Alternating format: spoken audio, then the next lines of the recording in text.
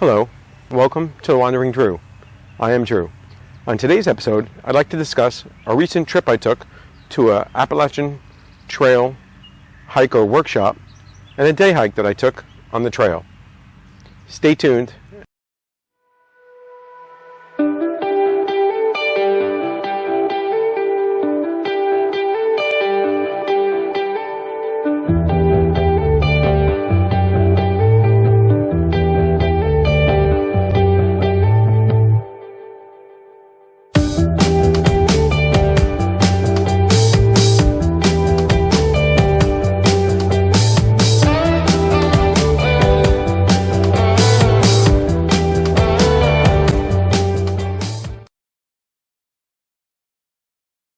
Hello. I have decided to take a trip to the Appalachian Trail in Tennessee that I had planned for the last 8 or 9 months. And I don't take this trip lightly with the current environment, even in light of what I had recently posted. And obviously some of it may seem contrary to that, but at home and at work, I have a great risk of exposure than I feel I have driving here and going in the mountains to camp. Additionally, as I'll be supported with people that have already been prepared to do that, I don't feel that I'm unnecessarily burdening anyone by me going to this training session. I did wrestle with this decision quite heavily, and I decided to take the week off of work and actually go to Tennessee. And even now, I'm doubting myself while driving, but hopefully everything will go well. Welcome back. With all the current issues of staying home and staying safe, I thought I'd discuss a recent trip I took to the Appalachian Trail where I did a day hike. I am recording this on April 6th of 2020. Well after most of the stay-at-home orders closing the trail have been issued. And I have previously given my opinion in another episode of people going out and hiking to do a through hike and the recommendations by the AT, Conservancy, as well as most of the other major trail and hiking organizations to discontinue any long-distance hike you're doing. However, at the time that I went on this trip, in March 29th, March 30th, there was no stay at home and shelter yourself in your house order, and the trails were still open. The only thing that had occurred is a day or two prior, the Appalachian Trail Conservancy had issued an order closing all shelters and privies to help avoid the spread of the virus. So being that there was no restriction on actually using the trail at the time, on Sunday, March 29th, 2020, I traveled to Tennessee in order to attend a hiker workshop. I had carefully weighed my decision about still attending this training. I had already taken time off of work, I had a rental car, and I was some concerned about traveling. Originally there was supposed to be about 15 or so hikers attending this workshop. In the end, there was only supposed to be about 4 or 5, about a week prior. And being assured that the workshop was still taking place and that these other 4 hikers were attending, I decided that I would attend as well. I figured I had minimal exposure, that I would only come in contact with people while traveling in my car, so basically at a hotel or a gas station, and while hiking or while I was at the workshop, I would only come in contact with the other 4 or 5 people that were in the workshop and the instructor. So there would be very minimal contact with the outside world. So I figured the risk was very small, although negligible. In hindsight, I probably should have heeded my own advice and remained home. Obviously, wanting to get the hiking as well as the workshop done, I attended. In the end, every other hiker that was supposed to be at the training class canceled. Sadly, some of them canceled that day that they were supposed to be arriving. So the end result was that I was the only hiker in the workshop, which meant I had great one-on-one instruction from the facilitator, but it also meant that there was no chance to bond or interact with other hikers, and additionally, the schedule was pretty flexible. So normally during this workshop, there'll be 3 hikes, ranging from 5.5 to 7.5 miles, that will be undertaken usually on the Tuesday, Wednesday, and Thursday of the 5-day class. However, being that I was the only person in the class, on Monday afternoon, at about 3 o'clock, I was offered the opportunity to hike a small 5.5 mile or 6.5 mile hike on the AT. I jumped at the chance. After sitting in class and also driving for several hours and being in a car, I was more than willing to get out on the trail and stretch my legs and enjoy some open views. So that's exactly what we did. At about 3 o'clock or so, we left the location of the workshop and we drove to a trailhead, which was about 40 minutes away. Being that it was just really a short day hike, while I did take my pack, it was fairly light. I was dropped off in the parking lot. When we arrived there, so I was the only hiker. And before I go into my hike, I just want to discuss, at this time, after I was dropped off and I started walking to the trailhead, that's when I noticed a sign indicating that the trail itself was closed. But I had already been dropped off. I decided to complete my hike as planned because I knew in 6.5 miles, my shuttle driver would be waiting for me. And that was my ride back. But I followed the recommendations. And while we disagreed with this and we had a nice, I should say, several discussions over this, I didn't change my mind, and I certainly didn't change his mind. I think following the expert's recommendation is the right thing. And I am not going to join the numerous people online that are vilifying or spreading hate over someone's decision to hike or not hike. I think that's a very personal decision, and they need to come to that decision. I do believe it is in the best interest to obey the closures. But enough of this. I'd like to talk about my hike. The workshop facilitator dropped me off a parking lot near the trailhead of Tennessee 91 and the Appalachian Trail. This is mile 449 on the trail. And I was to complete a 6.5 mile section that would take me to US 421 or Low Gap, which is 6.5 miles to the north. An interesting fact about this section is, as you go north from this intersection, there is a handicapped accessible portion of the trail for about 9/10 of a mile. It was about 4 p.m. when I arrived there and I started hiking. So it was already kind of late in the day, but obviously I said this wasn't a planned hike. And I did not see another hiker the whole time that I was out on the trail. So for the next 6.5 miles and 2.5 hours, I did not see another hiker. And this is not an extremely difficult section of the trail.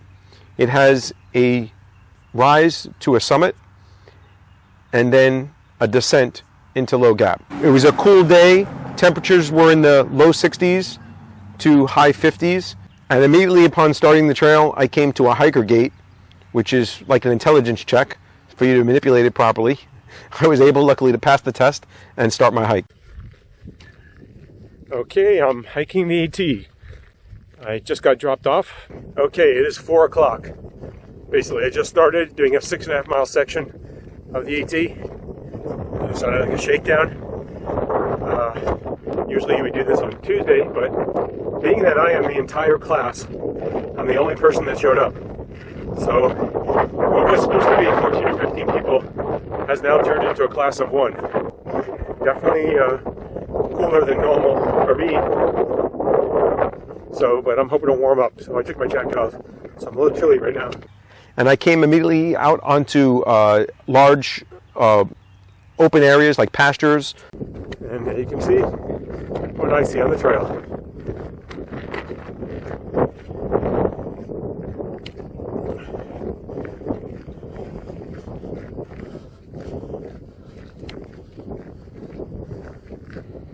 And along this open pasture, the trail began to rise. I observed a large shed-type building that had the AT logo on it as the trail went past it.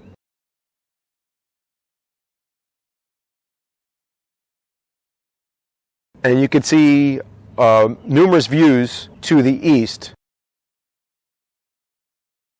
while the west was mostly trees. I then passed through another hiker gate, which once again required a little dexterity to open the gate.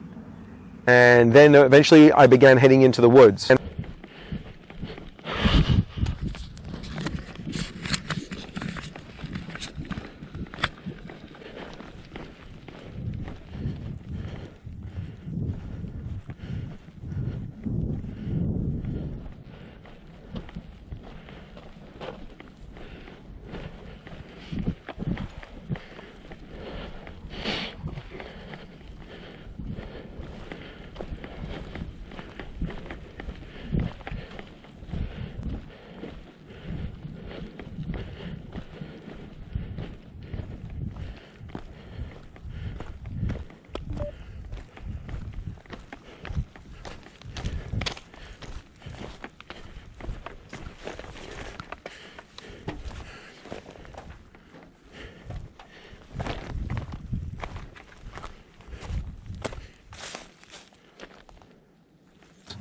where I had obstructed views due to leafless trees, but I could track my progress.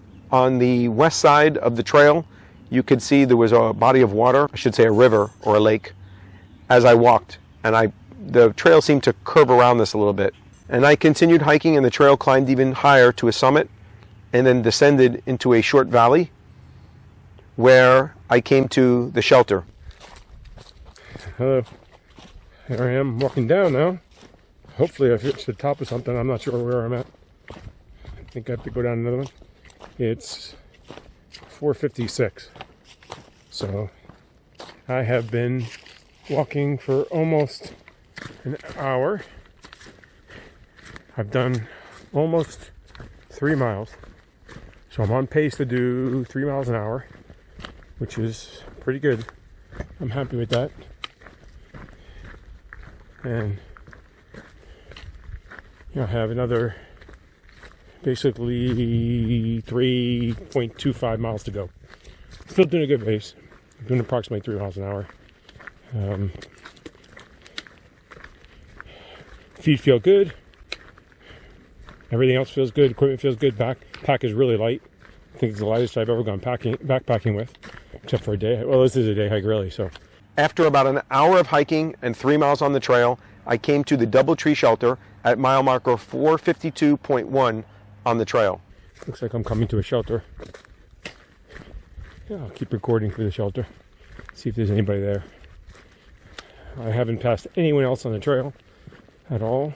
Yep, nobody here in the shelter. And we're just going to keep on going. Oh, let's see what it is.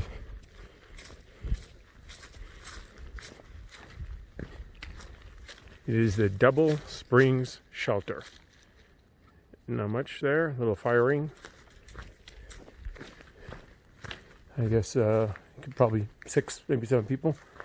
I guess 3.5 miles. This is where I'm heading to.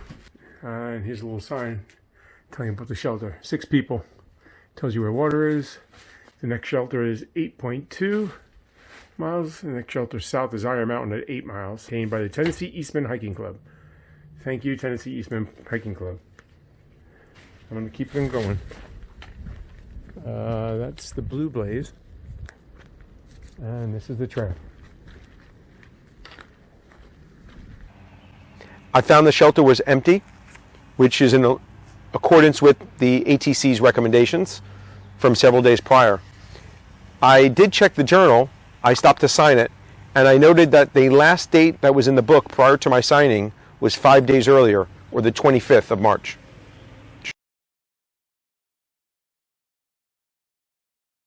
I then continued hiking. I was eager to get done because it was getting later in the day, the sun was going down, and the temperatures were also noticeably dropping as well. After the shelter, the trail rose up and once again crossed over a summit of a mountain. This mountain, I believe to be Locust Knob, had more views, but once again, mostly they were obstructed by the numerous trees. I had another 3.5 miles to go to my pickup point at Low Gap. After passing over what seemed to be another summit, the trail then began to descend steadily.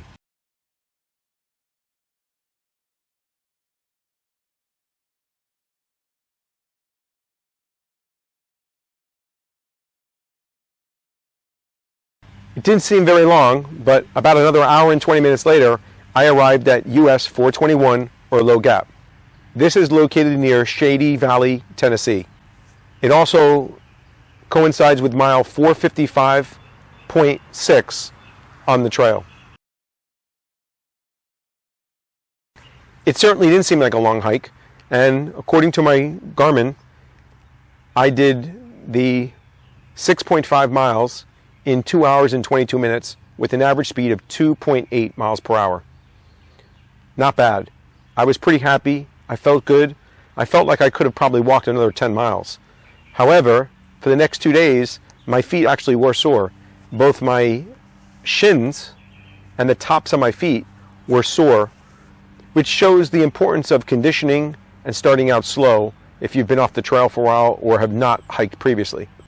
So for me personally, it's been about 5 months since I had hiked on a mountainous area.